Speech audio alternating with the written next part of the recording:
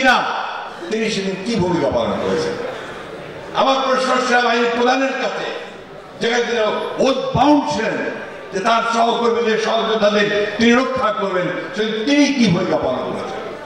আর আবার বিশ্ব লক্ষ্য করলাম যে নাটক চলছে, ওই সুগন্ধায় বসে আর আপনার সেনাটন থেকে ভালো ভালো খাওয়া নিয়ে গিয়ে যারা বিদ্রোহ করলো, যারা হত্যা করলো, তাদের নেতাদেরকে বসে খাওয়া দাওয়া করানো হলো।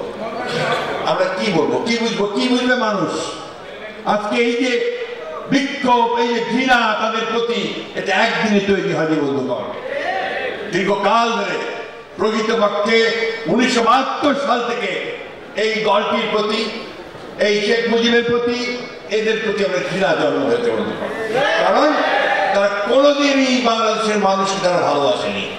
তারা ভালোবেসেছে তাদের পদ, তারা ভালোবেসেছে তাদের ক্ষমতা, তাদের পরিবার। এভাবেই তারা আজকে এই বাংলাদেশকে ধ্বংসের মুখে ঠেলে দেওয়ার চেষ্টা করেছিল বন্ধুগণ। আজকে বাংলাদেশ সেনাবাহিনী আমাদের শক্তি। আমরা তাদেরকে সবসময় দেখেছি যে জাতির যে কোনো দুঃসময়ে তারা এগিয়ে আসে।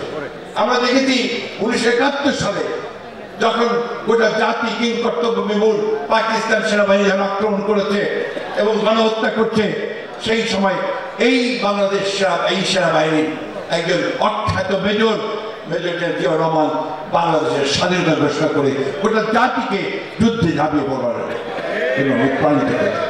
আবার দেখেছি 7ই নভেম্বর একইভাবে এই বাংলাদেশ সেনাবাহিনীর লোকেরাই এই জিয়ার নেতৃত্বে সেদিন আবার দেশকে তার স্বাধীনতা রক্ষা করেছে।